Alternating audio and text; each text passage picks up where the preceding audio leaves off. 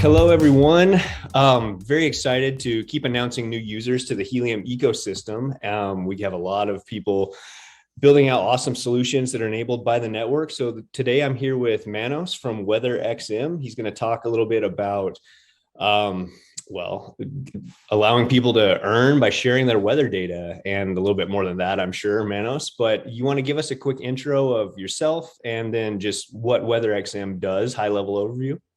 Yeah, sure. So, like you said, I'm Manos, the co-founder of WeatherXM, CEO as well. And I used to be a full stack software and hardware developer.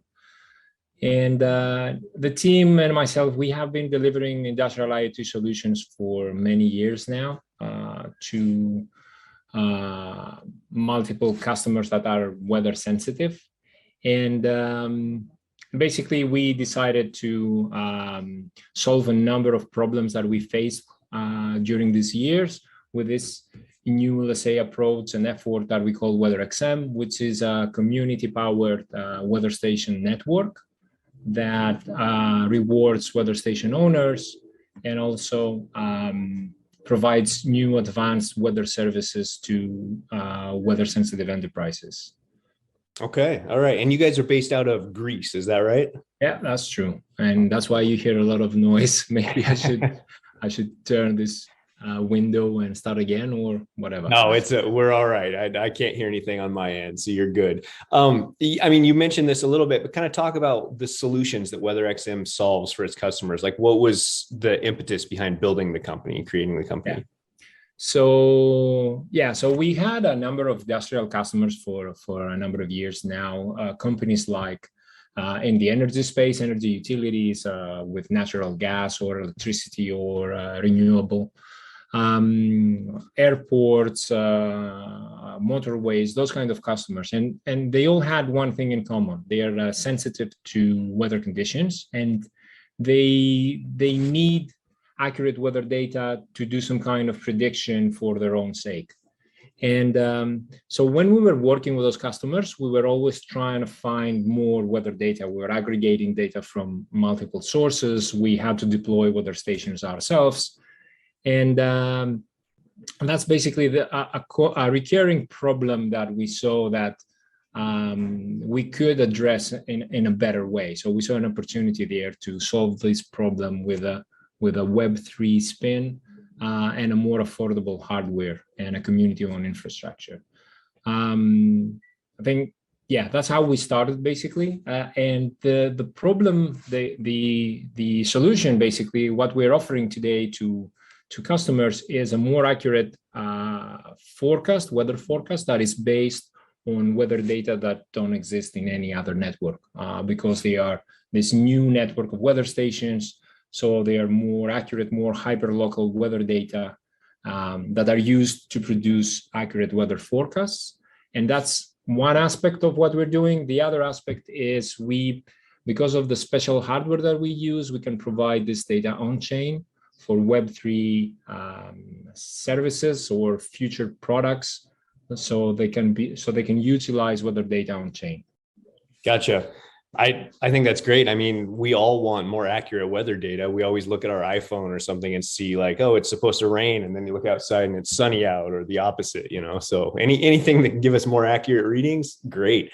So you guys use weather stations. I see that term, and I've actually had people internally at Helium kind of ask about what is a weather station? Like what are these things? You have one to show everybody here? Yeah, actually. Yeah. So this is the weather station that we use for the last couple of months.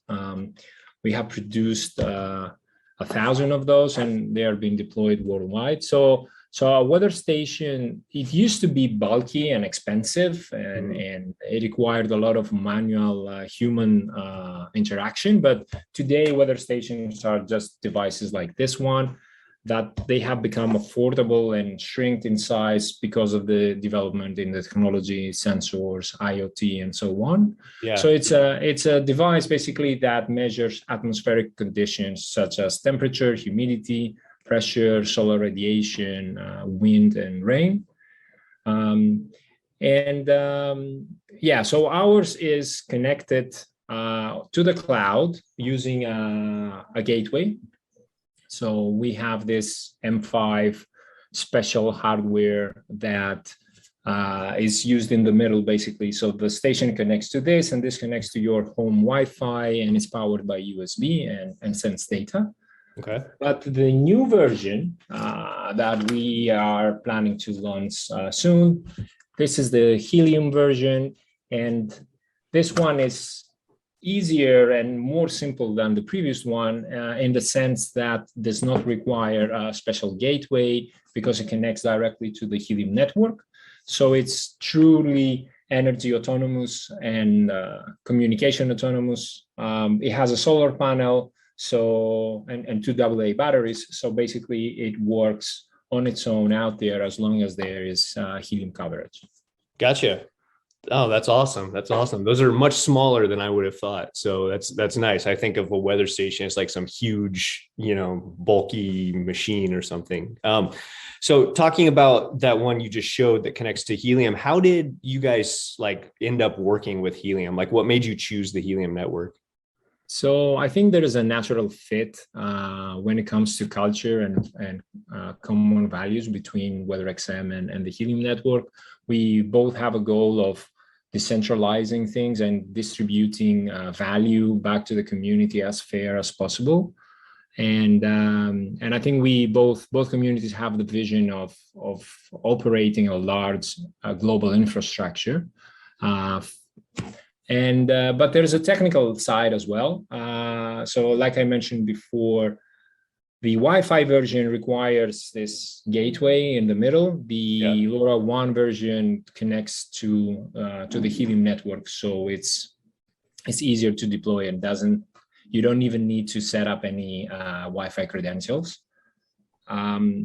So that's one aspect. The other is that the Helium network provides a very low-cost network infrastructure for this weather data that are continuously sent over to the cloud. And also, Helium allows us to deploy stations in areas that we otherwise wouldn't be possible to be deployed because, the Wi-Fi restriction is one, but then a cellular version of the weather station also is restricted to the cellular coverage. So Helium has this advantage that it can expand the network to directions that don't even have any cellular coverage. Yeah. All right. So I know you said you have about how many devices deployed so far? So far we've shipped 1,000 units. They are being deployed as we speak. So there's a very active network of weather stations in our Explorer that new stations pop up every day. We have already, around 4,000 people from our community have already purchased a weather station and they're waiting for it. So we're in the process of manufacturing more. Mm-hmm. By the way, we have a very active weather and crypto enthusiast community of 8,000 people with a very diverse, let's say, background. They're not just crypto enthusiasts. They are people who appreciate the utility behind those kind of projects like ours. Do you have like a Discord community like we do that people can interact with? All right. Yeah. And I'll get the link from you and we'll put that in the video description somewhere so people can check out the WeatherXM Discord. On top of that, do you have any like major partners or anything that you're working with that you can mention right now? Yeah, sure. So we built this, the first version, the Wi-Fi version, we built it with M5 Stack. So it's a special version of a hardware of theirs. And now the second version of our hardware is built with Seed Studio, which is actually, you probably know them as SenseCap because they are also a Helium gateway manufacturer. Mm-hmm. So we are very lucky to have those partners and to be able to produce this hardware very quickly in large quantities. We have an awesome network of investors that they complement each other on a number of different things, and altogether they bring a lot of experience in the various aspects of our project, because it has a lot of elements: crypto, weather, industrial, IoT, hardware, software. So it's quite a complicated project. Yeah. And I think the most important partner, though, is the community that I mentioned before. Yeah, no, absolutely. I think we say the same thing over here at Helium too. Well, Manos, I know you're going to come on the uplink in a couple of weeks, July 14th, and dive a little bit deeper into some demos, use cases, things like that. Is there anything you want to kind of tease for people? Can they expect a little bit, get them on the edge of their seat? Yeah, well, so hopefully by then we will have published a little bit more on our tokenomics. So we can dive into that. We can discuss about tokenomics, but we can also look at the weather oracle aspect of the project, which is also another exciting, let's say, opportunity and possibility there. Okay. All right. Well, we'll get registration up for that so people can get excited and show up and hear a little bit more about WeatherXM from you. But I just want to thank you for being on here today. And we're super excited to have WeatherXM as part of the Helium ecosystem. So thank you, Manos. Appreciate it. Thank you. Thank you as well.